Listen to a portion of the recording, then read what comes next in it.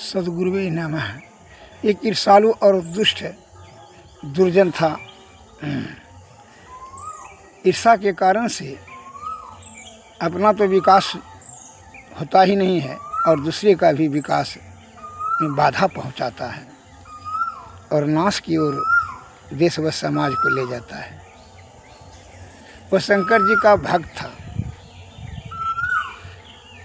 जो है 25-30 वर्ष शंकर जी का पूजा करने से द्रवित होकर के शंकर जी ने एक ऊँठी उनको देते हुए कहा कि ऊँठी से तुम गोबर से नीप करके जो भी चीज़ मांगेगा वो तुमको दुगुना हो जाएगा,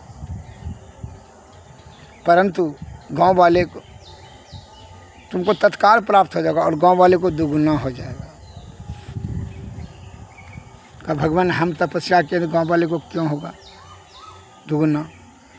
कहा इसमें तुम्हारा क्या हानि होगा, गांव का भी विकास हो जाएगा। भगवान भोलेनाथ तो अंतर्यामी, उन्होंने जानते थे कि जो है इनकी प्रवृत्ति दुष्ट की है, इसलिए ऐसा शर्त रख दिया। वो घर आया, दो बड़ा घर में बड़ी खाने पीने का बहुत तकलीफ था। उनकी पत्नी ने कहा कि खाने पीने का नहीं है। कहा कि भगवान शंकर जी ने जो है दिया है एक ठो ऊँठी, जो कहा कि जो गोबर से नीप करके मांगेगा क्योंकि मांग लीजिए। कहा गांव वाले को दुगुना हो जाएगा। तो यार इससे क्या तकलीफ़ होगा?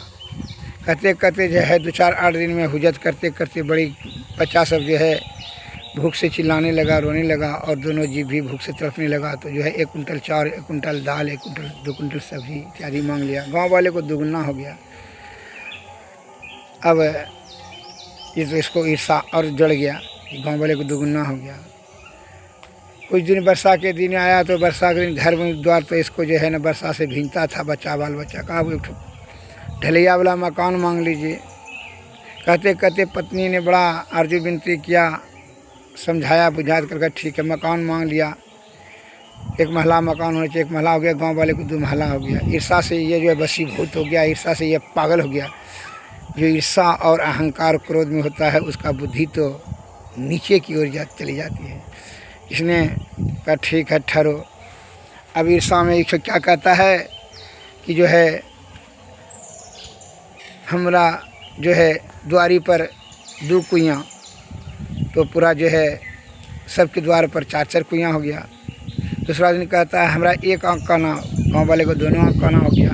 बहुत से आदमी जो है गिर करके हड्डी टूट गया, मर गया, कमर टूट गया, बहुत बड़ा भारी नुकसान हुआ। भगवान भोलेनाथ को बड़ा दया और उस पर क्रोध आकर के उनको